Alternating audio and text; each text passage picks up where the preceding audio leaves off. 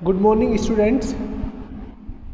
12th class physics के लिए आज का हमारा टॉपिक है इलेक्ट्रिक सेल।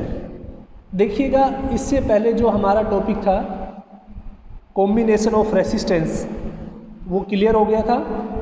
अगर किसी को कॉम्बिनेशन ऑफ रेसिस्टेंस के न्यूमेरिकल्स में या डेरिवेशन में अगर कोई प्रॉब्लम है तो आप इनबॉक्स के अंदर कमेंट कर देना या पेस्ट कर देना। आज का जो टॉपिक है इलेक्ट्रिक सेल के बारे में हम डिस्कस करेंगे। देखो, इलेक्ट्रिक सेल आप डेली लाइफ में काफ़ी जगह यूज करते हैं, जैसे कि आपके घरों के अंदर वॉच होती है, घड़ी होती है, उनके अंदर इलेक्ट्रिक सेल का यूज किया जाता है। जो टॉर्च होती है, ठीक है, उनके अंदर इलेक्ट्रिक सेल का यूज किया जाता है। इन्वर्टर की जो बैटरी होती है वो भी एक तरह से इलेक्ट्रिकल सेल ही होती है।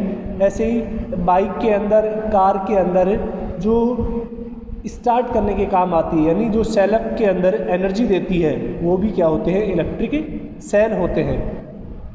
तो देखिएगा, अगर हम इलेक्ट्रिक सेल की डेफिनेशन के बारे में बात करें तो electric cell is a device.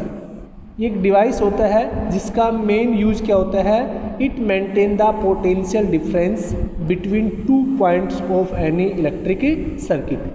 तो सबसे इम्पोर्टेंट आपको पॉइंट क्या याद रखना है कि किसी भी सर्किट के अंदर, ये क्वेश्चन यहाँ से कैसे बनता है कि किसी सर्किट के अंदर पोटेंशियल डिफरेंस को मेंटेन करने का डिवाइस है, वो कौन सा होता है, इलेक्ट्रिक सेल होता है। और आप उसको बैटरी भी बोल सकते हैं, ठीक है ना। तो ये क्वेश्चन यहाँ से क्लियर होगा, between 2 points of any electric circuit and maintain the continuous flow of current in the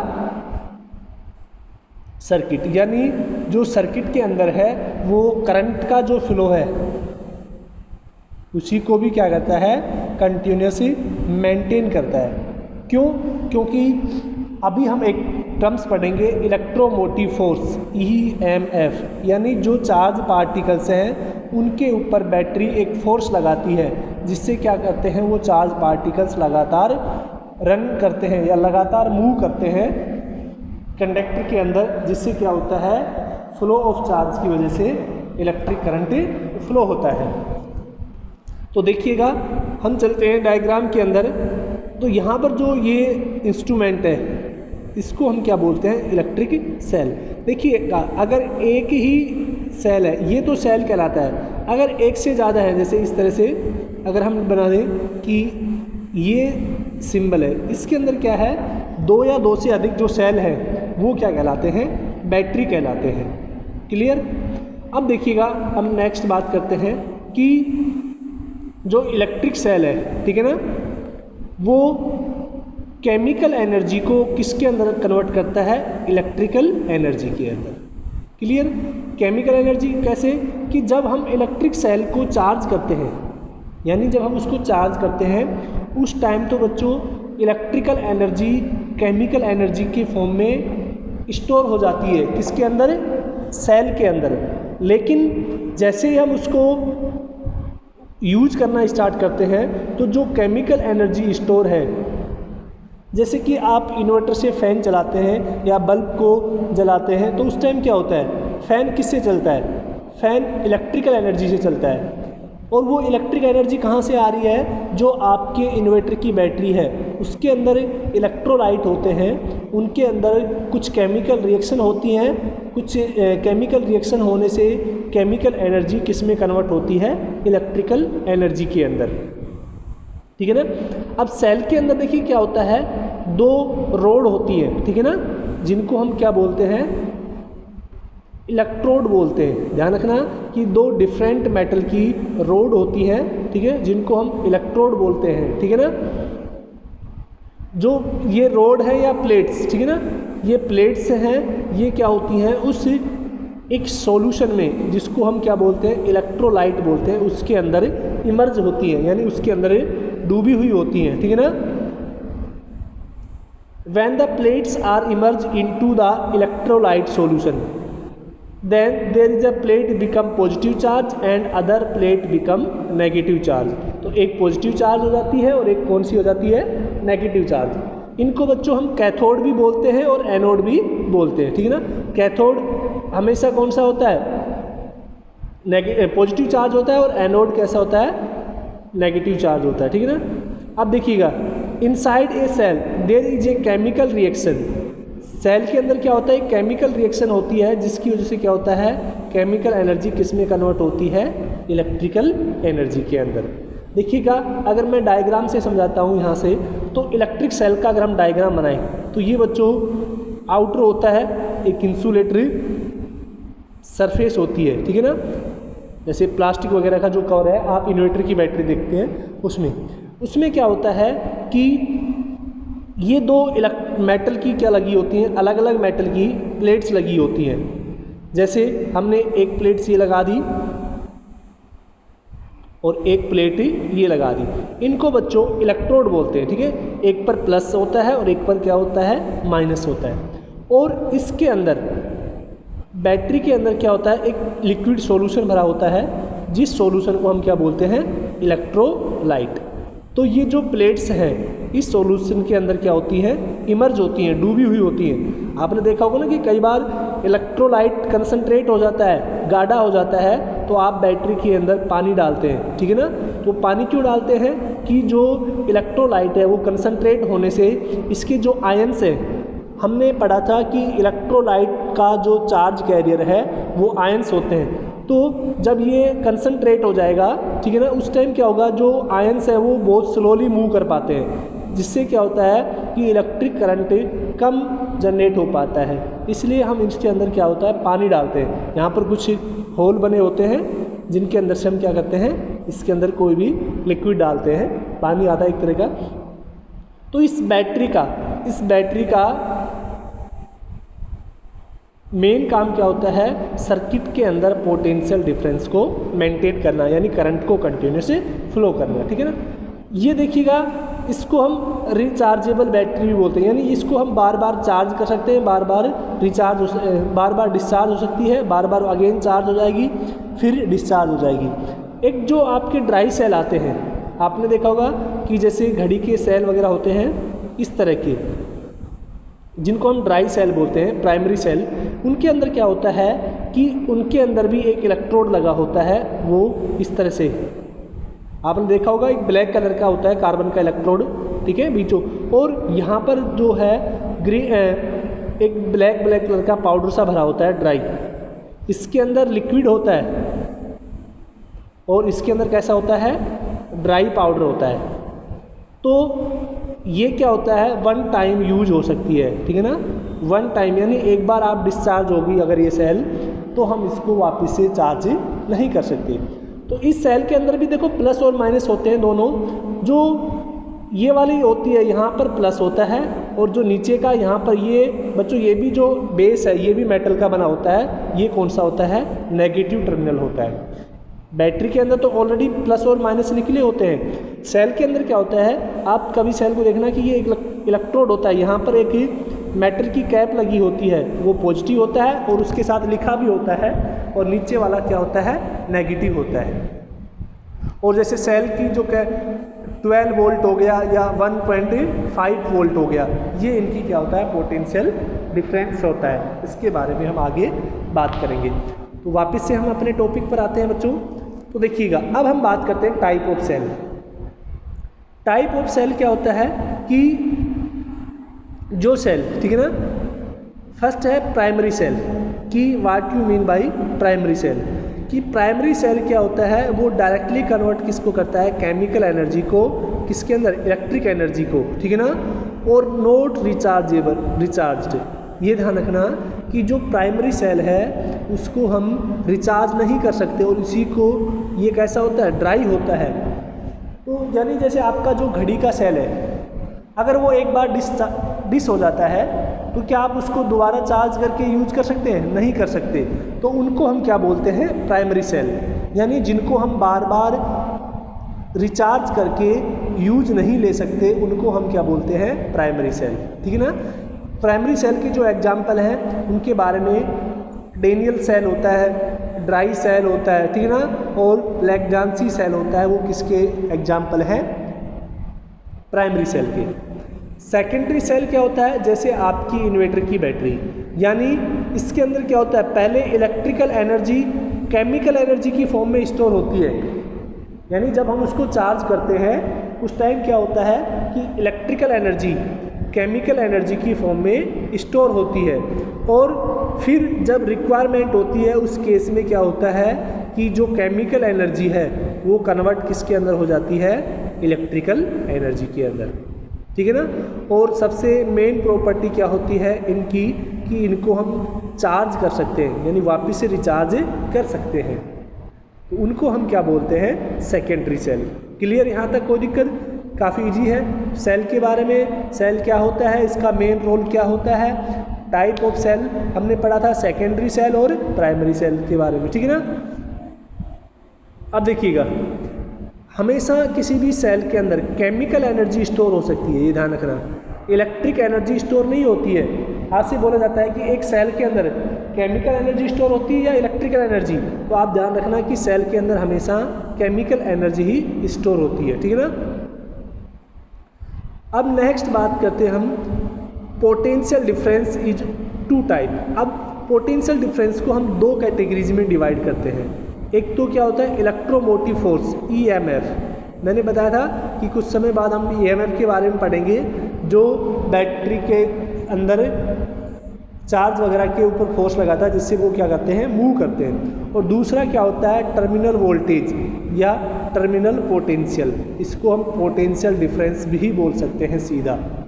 ठीक है ना। तो ईएमएफ को बच्चों इस सिंबल से लिखते हैं, ये आर नहीं है, इस तरह का, जैसे एप्सिलॉन हम लिखते थे ना, तो उसी शेप का क्या होता है, ईएमएफ होता है, ईएमएफ का सिंबल। ठीक है ना। और दूसरा क्या होता है टर्मिनल वोल्टेज। अब हम बात करते हैं ईएमएफ के बारे में। तो ईएमएफ क्या होता है, सबसे पहले तो ईएमएफ की जो फुल फॉर्म होती है वो होती है इलेक्ट्रोमोटिव फोर्स। देखिएगा यहाँ से नाम से पता है, इलेक्ट्रो मीन्स जो इलेक्ट्रॉन्स हैं, ठीक है ना, जो चार्ज पार्टिकल्स हैं। मोटिव मतलब उनको मोटिवेट करने के लिए, यानी उनको फ्लो करने के लिए, उनको मूव कराने के लिए जो फोर्स अप्लाई होता है उसको हम क्या बोलते हैं, इलेक्ट्रोमोटिव फोर्स। ठीक है ना। अब देखिएगा, सबसे पहले हम बात करते हैं कि इलेक्ट्रोमोटिव फोर्स क्या होता है। काफ़ी क्लियर सी डेफिनेशन है कि ईएमएफ ऑफ एनी सेल में बी डिफाइंड एज, कि किसी भी सेल का या किसी भी बैटरी का जो ईएमएफ है वो क्या होता है, द पोटेंशियल डिफरेंस, ध्यान से देखना, the potential difference between the terminals of cell, किसके बीच का, terminals of cell, when no current is drawn from the cell. यहाँ से देखिएगा, मैं इसको समझाता हूँ कि जैसे आपके पास एक सेल है, ये एक सेल हो गया, ठीक है, और ये इसके दो टर्मिनल्स हो गए, ये टर्मिनल्स एक फर्स्ट हो गया और ये टर्मिनल्स सेकंड हो गया, ये माइनस मान लेते हैं और ये कौन सा है, प्लस। अब देखिएगा, आपको पता है कि इस बैटरी के अंदर जो इलेक्ट्रोलाइट है वो क्या कर रहा है, केमिकल एनर्जी की फॉर्म में इलेक्ट्रिक एनर्जी को स्टोर करके रखा हुआ है। तो अगर हम यहाँ पर इस सेल को यहाँ पर एक पोटेंशियोमीटर लगाते हैं तो हमें क्या मिलता है, इन दोनों टर्मिनल के बीच में एक पोटेंशियल डिफरेंस मिलता है। ठीक है। तो इस पोटेंशियल डिफरेंस को ही क्या बोलते हैं, ईएमएफ। तो यहाँ से समझिएगा वापिस से, अगर किसी भी बैटरी को या किसी भी सेल को जब सर्किट के अंदर कनेक्ट नहीं किया जाता है, यानी हम उसको क्या बोलेंगे, ओपन सर्किट। जब किसी सेल को या बैटरी को सर्किट के अंदर कनेक्ट नहीं किया जाता है, उस टाइम उसके जो दोनों टर्मिनल्स हैं, ये वाला टर्मिनल्स और ये वाला टर्मिनल्स, इन दोनों टर्मिनल्स के बीच जो पोटेंशियल डिफरेंस होता है उसी को हम क्या बोलते हैं, ईएमएफ बोलते हैं। वापस से देखिएगा कि जब कोई भी सेल सर्किट के अंदर कनेक्ट नहीं होता है, यानी ओपन सर्किट के अंदर है, जैसे ये सेल रखा हुआ है, एक सेल रखा हुआ है, तो आपको पता है सेल के अंदर क्या होगा, एक पॉजिटिव चार्ज होगा और एक पॉजिटिव प्लेट होगी और एक नेगेटिव प्लेट होगी। और आपको पता है कि पॉजिटिव प्लेट का पोटेंशियल हाई होता है और नेगेटिव प्लेट का पोटेंशियल लो होता है, यानी इनके बीच में क्या है, एक पोटेंशियल डिफरेंस है। तो किसी भी सेल की जो इलेक्ट्रोड है उनका पोटेंशियल डिफरेंस जब वो सर्किट के अंदर नहीं जुड़ा है वो उस टाइम क्या कहलाता है, वो ईएमएफ कहलाता है। जैसे ये बैटरी है, इस टाइम इन दोनों टर्मिनल्स के बीच का जो पोटेंशियल डिफरेंस है, इस वाले टर्मिनल और इस वाले टर्मिनल के बीच का जो पोटेंशियल डिफरेंस है वही क्या कहलाता है, ईएमएफ कहलाता है। कब? जब सेल है सर्किट में नहीं जुड़ा होता है, उस टाइम जो उसका पोटेंशियल डिफरेंस है वो क्या कहलाता है, ईएमएफ कहलाता है। क्लियर? अब आते हैं वापस से, देखिएगा तो समझ गए कि जब सेल ओपन सर्किट में होता है यानी सर्किट में नहीं जुड़ा होता है, यानी सेल से करंट नहीं लिया जा रहा है, उस टाइम जो पोटेंशियल डिफरेंस होता है उसी को हम क्या बोलते हैं, ईएमएफ बोलते हैं। ठीक है ना? Cell then the potential difference between the two electrode called the electromotive force. ठीक है ना? कि जब करंट फ्लो नहीं होगा, ओपन सर्किट के अंदर करंट फ्लो नहीं होगा, उस केस में जो पोटेंशियल डिफरेंस होता है उसको हम क्या बोलते हैं, इलेक्ट्रोमोटिव फोर्स। और इसको किससे डिनोट किया जाता है, इस वाले सिंबल से। क्लियर? जैसे ये सेल है, सॉरी ये सर्किट है, सर्किट के अंदर देखिएगा बच्चों, ये रेसिस्टेंस हो गया, ये एमीटर हो गया करंट को मेजर करने के लिए, ये पोटेंशियल सोर्स यानी बैटरी हो गई या सेल हो गया। ये जो स्विच के है की, ये अभी ओपन है। कैसा है? ओपन। ओपन सर्किट में कभी भी करंट फ्लो नहीं होता है, तो इस टाइम जो पोटेंशियल डिफरेंस होगा इसके टर्मिनल के बीच में वो क्या कहलाएगा, ईएमएफ, इलेक्ट्रोमोटिव फोर्स। अगर हमने इस स्विच को ऑन कर दिया, ये क्या हो गया, स्विच ऑन हो गया, उस टाइम ये इलेक्ट्रोमोटिव फोर्स नहीं कहलाएगा, उस टाइम क्या कहलाएगा, terminal voltage. It is clear? अब आते हैं हम नेक्स्ट टर्मिनल वोल्टेज। तो अब मुझे नहीं लगता कि आपको टर्मिनल वोल्टेज में कोई दिक्कत है।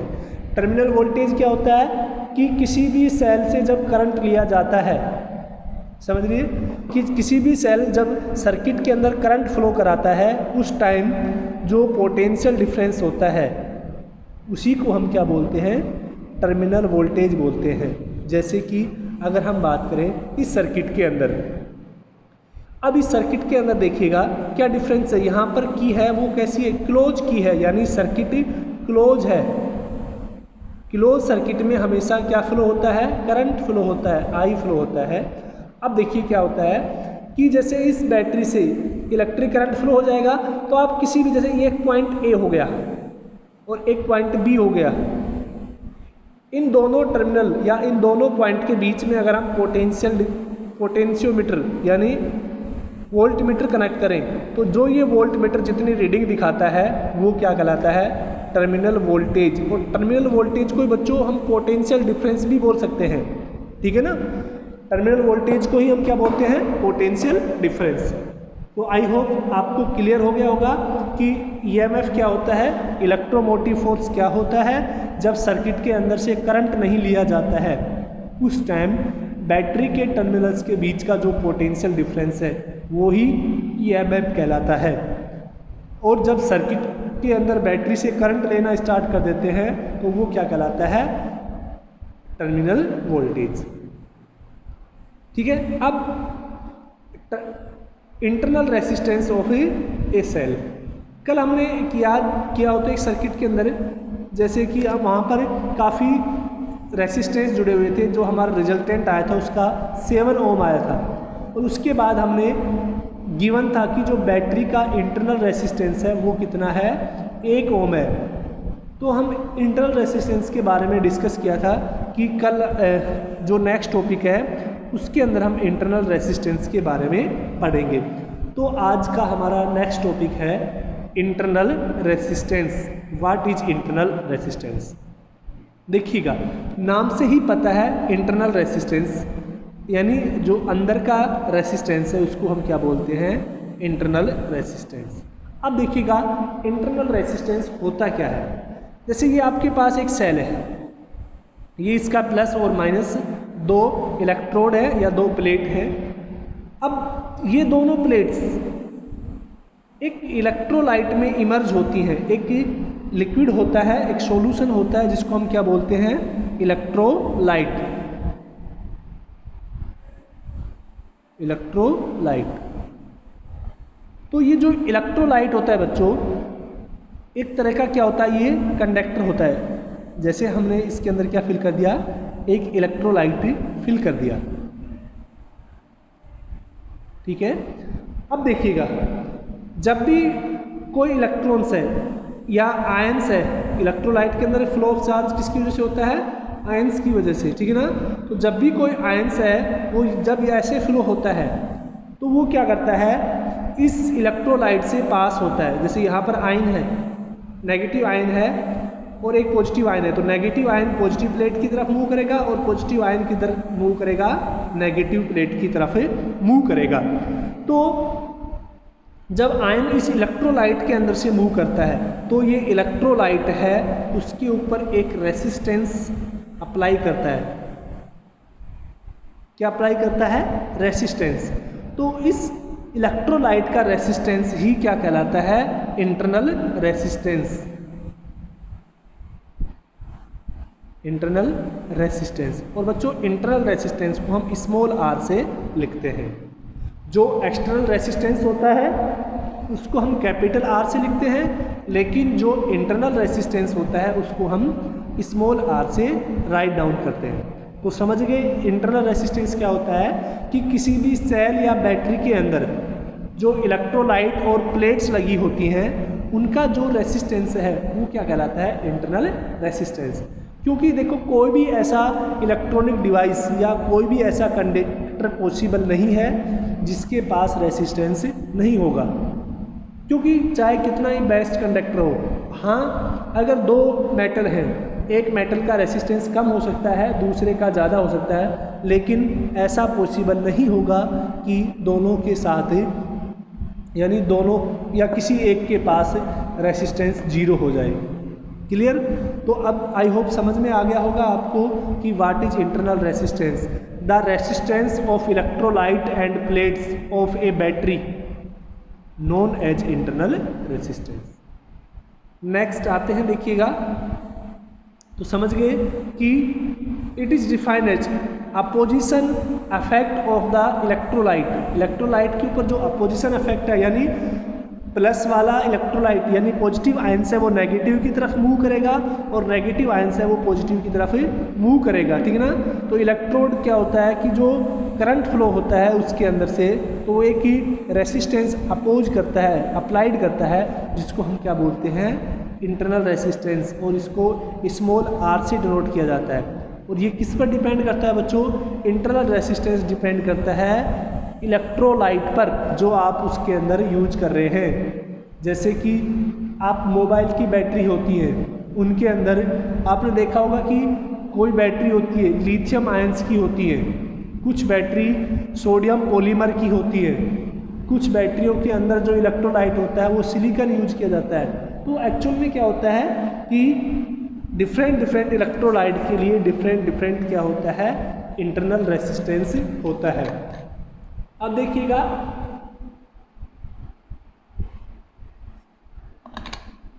तो जो इंटरनल रेसिस्टेंस है वो भी क्या करता है, करंट को डिक्रीज करने का काम करता है, ठीक है।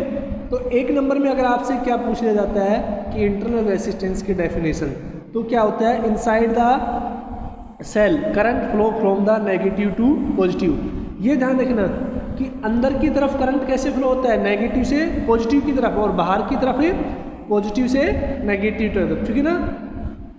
And the current is flowing from the positive to negative, ये ध्यान रखना। जैसे आपको याद हो तो 10th क्लास में आप पढ़ के आए थे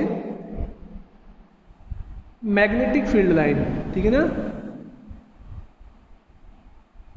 मैग्नेटिक फील्ड लाइन। तो मैग्नेटिक फील्ड लाइंस की कुछ प्रॉपर्टी होती थी, आपको याद हो तो, कि मैग्नेटिक फील्ड लाइंस की जो डायरेक्शन है, मैग्नेट के बाहर तो n से s की ओर होती है और अंदर s से n की तरफ होती है, यानी ये कैसी होती हैं, क्लोज होती हैं, क्लोज लूप बनाती हैं। कौन सी लाइन की बात कर रहा हूँ मैं, magnetic field lines. Electric field line close loop नहीं बनाती हैं, क्लियर है ना। तो ऐसे ही क्या होता है बैटरी के अंदर कि जो बैटरी का जो इंटरनल पार्ट है उसके अंदर क्या होता है कि करंट है, अंदर तो नेगेटिव से प्लस पॉजिटिव की ओर, बाहर पॉजिटिव से नेगेटिव की ओर फ्लो होता है। नेक्स्ट आते हैं हम कि रिप्रेजेंटेशन ऑफ इंटरनल रेसिस्टेंस। तो इंटरनल रेसिस्टेंस को हम कैसे लिखते हैं, ये जैसे बैटरी है तो इसी के साथ हम यहाँ पर लिख देते हैं आर। ये क्या कहलाता है, देखो वी के साथ लिख दिया हमने और एक ही आर के साथ, ठीक है। ये इंटरनल रेसिस्टेंस का रिप्रेजेंटेशन है। अगर हम इसको प्रॉपर तरीके से लिखें तो वो किस तरह से लिखा जाता है बच्चों, उसके बारे में हम बात कर लेते हैं। देखिएगा, जैसे आपके पास ये बैटरी का टर्मिनल हो गया,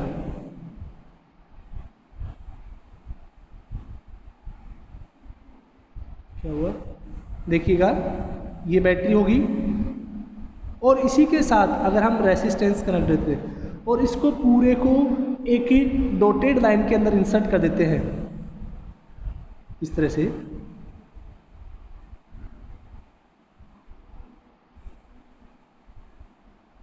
डॉटेड लाइन से इंसर्टेड कर दिया, तो ये क्या हो गया, V हो गया और ये स्मॉल r हो गया।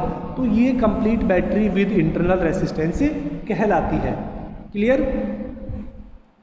नेक्स्ट देखिएगा, अब हम आते हैं हमारे नेक्स्ट टॉपिक पर, relation between electromotive force and terminal potential difference, यानी EMF और पोटेंशियल डिफरेंस के बीच में क्या रिलेशन होता है, हम उसके बारे में बात करेंगे। ठीक है। अब देखिएगा, अगर सिंपल अगर आपको पता है कि किसी भी सर्किट के अंदर अगर उसका रेसिस्टेंस R है और बैटरी का पोटेंशियल V है तो करंट कितना होता है, V/R। अगर बैटरी के पास खुद का इंटरनल रेसिस्टेंस R और है तो वो भी क्या हो जाएगा, इस कैपिटल R के साथ जुड़ जाएगा। ठीक है ना। तो यहाँ से देखिएगा कि जो करंट है वो कितना हो जाएगा, I =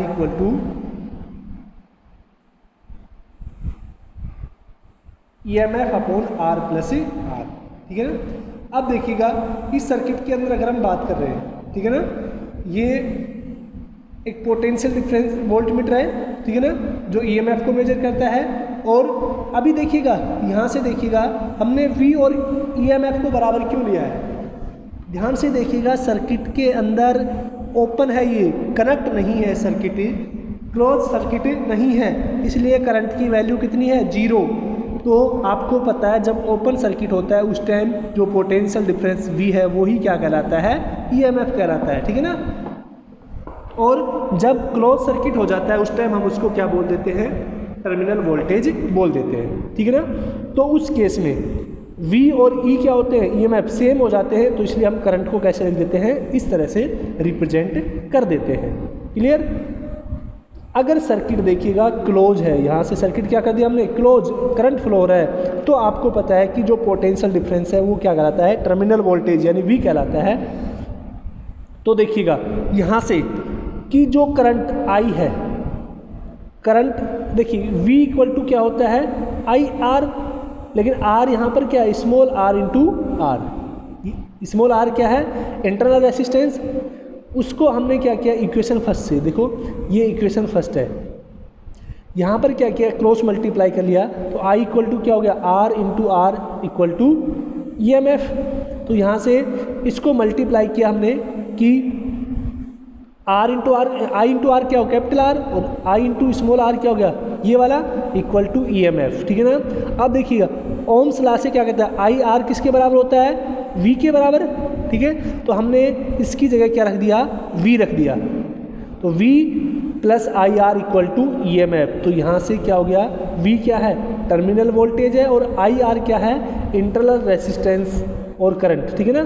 करंट और आएगा यहाँ पर, EMF क्या होगा, EMF। तो V = कितना हो गया, E - IR। तो बच्चों मुझे इस एक्सप्रेशन से देख के बताइए कि किसी भी सेल के लिए EMF ज़्यादा होता है या टर्मिनल वोल्टेज ज़्यादा होता है, किसी भी सेल का EMF ज़्यादा होगा या टर्मिनल वोल्टेज ज़्यादा होगा। यहाँ से क्लियर है आपको कि किसी भी सेल का हमेशा EMF ज़्यादा होता है, क्योंकि अगर EMF में से हम ये I × R माइनस करते हैं उस टाइम क्या आता है हमारे पास, V। जैसे मैं बोलूँ कि आपके पास A = B - 5, तो बताओ मुझे ए ज़्यादा है या बी ज़्यादा है? बाय डिफ़ॉल्ट बी ज़्यादा है, क्योंकि जब बी में से हम 5 माइनस करते हैं तब वो किसके बराबर होता है? ए के। तो सेम ये रिलेशन है कि V equal to EMF minus IR। इस IR की कुछ वैल्यू होगी, अगर उस IR को हम EMF में से माइनस करते हैं तो किसकी वैल्यू आती है? इलेक्ट्रिक पोटेंशियल या टर्मिनल वोल्टेज की। इसका मीन्स क्या हुआ कि किसी भी सेल का जो EMF है हमेशा टर्मिनल वोल्टेज से ज़्यादा होता है। क्लियर? तो ये डेरिवेशन समझ में आ गई होगी आपको। या फिर IR को हम निकाल सकते हैं इस तरह से, और R की वैल्यू को हम कैलकुलेट कर सकते हैं। तो ये R क्या हो गया? इंटरनल रेसिस्टेंस फाइंड आउट करने का फॉर्मूला। यहाँ से बिल्कुल क्लियर है। तो R इक्वल टू इस तरह से हमने R को कॉमन लिया तो इस तरह से यूज़ कर सकते हैं। ठीक है, तो ये फॉर्मूले क्या हो गए? डिफरेंट EMF को जो हम यूज कर सकते हैं। आज के लिए इतना ही। कल हम फिर पढ़ेंगे सेल का कॉम्बिनेशन, कभी कैपेसिटर कॉम्बिनेशन, फिर resistance combination, and last is combination of a cell, series combination और ए टेलर कॉम्बिनेशन। इसके बारे में बच्चों हम कल डिस्कस करेंगे। आज के लिए इतना ही। Thank you.